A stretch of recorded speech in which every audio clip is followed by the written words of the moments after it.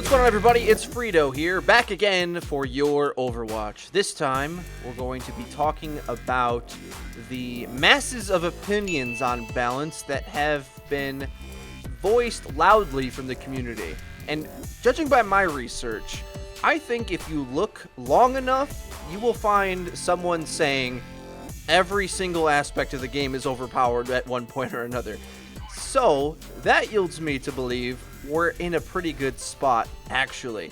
Now, realize this is more of a devil's advocate position, because I do agree there's a few things that can get fixed. For instance, Widowmaker's ultimate. Probably be fair if the other team at least could hear it, or if it charged less. Same thing with Mercy, it charges too fast. McCree obviously needs something done to him because he's too versatile in his DPS role. So I'm not against nerfs, and I'm not against maybe buffing Zenyatta or Diva very slightly in some small aspects, and I think Hanzo needs quite a bit of love. But I want to argue that I think too many people who are voicing these types of opinions aren't viewing Overwatch for what it actually is, and instead are trying to criticize the game into being more like another game they play. Overwatch isn't TF2, so it's going to have ultimates in the game. That is something that we're going to have to come to grips with.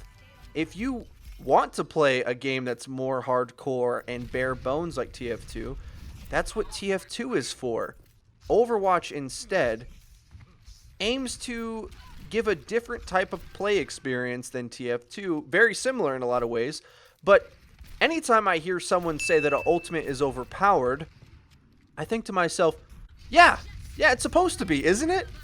Every single character in the game is designed to have powerful aspects of it to make the play experience feel good. Even the harder to use players can have some sort of flash that can all of a sudden make a big impact on the game. These ultimates don't have small abilities for a reason. It's very clear that Blizzard wants this to feel powerful. When Winston pops his ultimate, he heals all the way up and gets 1,000 HP and is this big King Kong character. When Zarya gets her ultimate, it sucks everybody in. And everybody has impactful ultimates, and that's the entire point of the game. We can argue that certain ones charge too fast or they need to be slightly more fair, but I think it's incorrect for the design philosophy of the game to expect ultimates not to be overpowered, especially as there's a huge fun factor aspect to this as well. They want to empower it for more people. They want people to have that enjoyment of hovering over the enemy team as Pharah and pressing Q and doing tons of damage.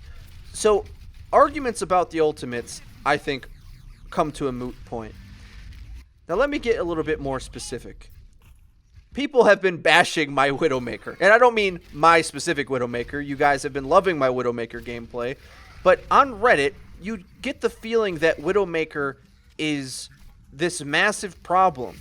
But I want to ask you, as you watch this gameplay, and I hit the headshots with the percentage that I do I really not deserve these kills? I'm confused, because on one hand, people don't want things to overpower them, but on the other hand, it doesn't seem like anybody's voicing concern about some of the easiest things in the game. Now, granted, the McCree right-click, people say it's too easy, they agree. But what about Winston, who is the biggest counter to Widow, who can get free positioning by his shift ability, which leaps him by bounds of, like, buildings. He leaps a building in a single bound. That's Superman. I think he's more like King Kong. But either way, Winston can jump all the way into a Widow's face from pretty far away. And even if Widow gets a shot off, she can't kill him in 1 or 2 shots. And when he does get on her, he has a gun that auto-aims. Why isn't auto-aim a problem, but a skill shot to the head a problem? Do you see where I'm going with this? It's hard for me to find the logic in focusing in on a character as a whole when so many characters have massively powerful aspects to them. It only should really be addressed when it seems like the hero selection process is obvious.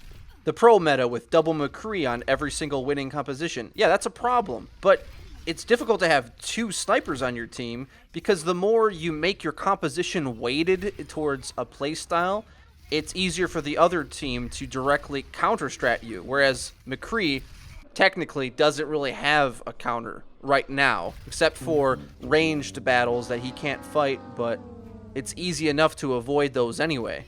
I think it's important to remember that we're making this game for all the players, not just for a specific subset of really high or really low skilled. So in that way, there is fairly easy counters to difficult to use characters, and I'm fine with that. But don't also steal my ability to be a really skilled player. We can all have fun with this. We can all have an aspect of the game that allows us to express our playstyle and conquer the area of the battlefield that we want to. Whether using Winston's auto-aim to kill Widow, or using Widow flick-shotting to the head on a fully charged shot and dominating the other team. Another important reality that we have to think about is the vast majority of Widow players are not good. So if you take away her ability to do damage, you're just making a whole section of the player base not be able to play Widow. It's important to realize this game isn't Shoot Mania. It isn't some niche, hardcore, competitive game that's designed to maximize the skill different. No. It's a game that's made to be fun for all sorts of people. And I far more often find Widows that can't hit a shot than I do the type that can dominate a game. Now, on to the Zenyatta issue. I see quite a few people who join in on this Widowmaker conversation point out that a fully charged shot does 150 damage, which kills Zenyatta in one shot and clearly overpowered. I think this ignores so much context. One, Widowmaker isn't always shooting 100%, by the way, because having to wait to shoot for a whole second in the heat of battle is difficult to do. Oftentimes, the shot is available to you before you're ready for that, and then if you simply wait for that, all sorts of catastrophe can happen to you based upon you sitting in the same spot, not really moving that much. As a Widow player, I understand this.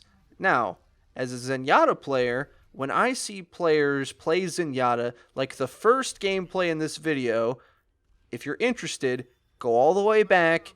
On Hollywood here, I played against the Zenyatta, and every time he made a mistake, I put up a card at the bottom, a lower third, highlighting what his mistake was. Go back and watch that and compare to how I play Zenyatta and how I utterly dominate this other team against snipers, no less. Now, of course, you might say that their sniper isn't a good player because he was missing shots. Or you could say my positioning and strafing and ability to, not even ability, just decision to always keep teammates in front of me like a good support player, put me in a position to do tons of damage to this enemy team and go on a huge kill streak. Because you know Zenyatta does not have much HP, you should always be playing him from defensive positions. So, regardless if you think a fully charged Widow shot should kill Zenyatta or not, if you are dying to Widow, you're doing something wrong. A Widow headshot or a Widow body shot, either way, you should never really be directly facing Widow in a fair fight because you're a support player. Does Lucio want to do that? Well, maybe yes, because he can dodge so much, but I think that's a little broken. But does Mercy do that? Not really. Supports aren't designed to be peaking some of the best DPS characters in the game. And remind yourself, Widowmaker's kit is specifically designed to deal damage at range. If a Zenyatta gets into close range against a Widow with a Discord orb on her, he's going to tear her apart. Because he's able to burst down quickly, the Discord orb, that's very hard to say, Discord orb, does 50% extra damage. So just like a lot of heroes, Zenyatta is going to be at an advantage against Widow at closer ranges. Unless she's, of course, fully scoped and charged. So ultimately, the interaction to me is not one-sided at all, especially given the fact that it seems every Zenyatta player I see plays him badly, actually. When you're playing Zenyatta, you should realize that it's not bad for you to simply stay alive and do nothing while your orbs are out and doing things. It seems like people don't realize all the massive strengths in a character like Zenyatta when they say it's unfair that he's able to die to a single full-scoped rifle. Zenyatta is one of the most powerful characters in the game, but he's high risk, and you have to realize that isn't a bad thing. It's okay for some characters to exist that either steamroll the opposition or he gets shut down completely and you get steamrolled. That's kind of the nature of how Zenyatta works, in my opinion. Either he's going to be doing amazing, or you're probably dying instantly, and maybe you should change because they're too good at hunting you down, they're too good at picking you, they're too good at X, Y, and Z. That's okay. I think that puts him in a very interesting place in the metagame, and that makes him fine. I think it's wrong to hone in on one specific aspect, like Widow can body shot him instantly. Well, can't McCree fan the hammer on him instantly?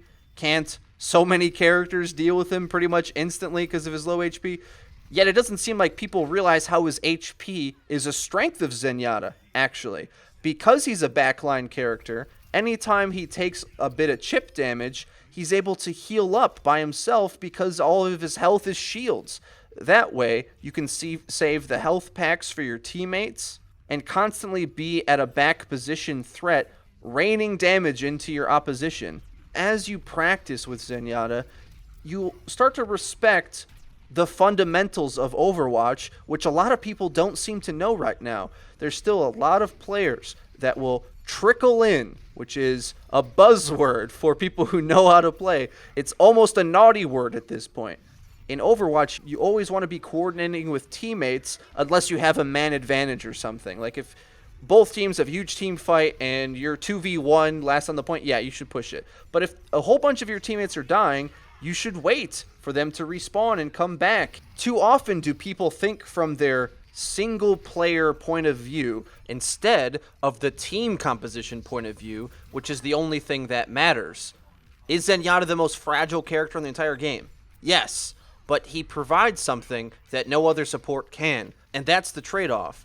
Instead of worrying how these individual interactions work, I think it's best to focus on empowering characters so that they can see a bit more play if they seem too bad now. Like Hanzo, in particular, is unviable at this point. There's a host of buffs I think could work. You could reduce his cooldowns a lot so that he has his abilities more, at least the recon arrow. Or you could change the way his bow mechanics work, because right now, even though you can strafe and shoot, it throws off your aim and forces you to compensate. Also, the charge of Hanzo is pretty long. Any number of these things could help make him more viable. But that's an easy one that I think we all agree on. Instead of thinking of how we should nerf Widowmaker, I think we need to remember that a huge change might be coming if D.Va gets a damage buff, because her strengths over Winston could be that she does more individual damage, whereas Winston's ability cleaves and can attack multiple targets at once in the backline. D.Va could be an assassin. She already is pretty good at dealing with Widowmaker. It's just she doesn't do enough damage to reliably take her out at close range, and Widow can hookshot away. But D.Va's fly ability has a much lower cooldown, which I love, by the way. D.Va's an amazing character. Every 5 seconds, you can just fly around. Or, if we don't want to change her damage, think if D.Va could shoot while she was flying. Now, that would be cool. Widow running away with a hookshot doesn't even matter, because you can fly right at her and shoot. That'd be so cool. Aren't these conversations more interesting, rather than nerfing characters down so that they're barely viable? Ultimately, it's not going to hurt me if you nerf Widow. I hit enough headshots where it does not matter if the body shot does 150 or not. So ultimately, as long as the headshots still work, I'm fine. I'm more worried about the lower skilled players who all of a sudden can't even deal damage with body shots now because a few people on Reddit played Zenyatta in the wide open against a Widow and got body shot and insta-killed and thought it was overpowered. So we're coming to the close of the video. I appreciate you for watching the video this far. I know it's been a trek flying all the way around the topics, but I think we have come to a way that we can understand Overwatch and respect it for what it is. Overwatch is overpowered, and it's supposed to be because that's fun. You can do explosive things with these characters, and it's a blast to play. I love the game, and I want to continue to teach people how to play, so if you want to get better at Overwatch, hit subscribe to our channel. We're breaking down all the heroes, all the engagements, giving you all the information you need to maximize your performance in the game. If you enjoyed the video, please hit the like button and share it with someone who's having an argument about overpowered things in Overwatch. I've been Frito for Your Overwatch. I'll see you guys next time.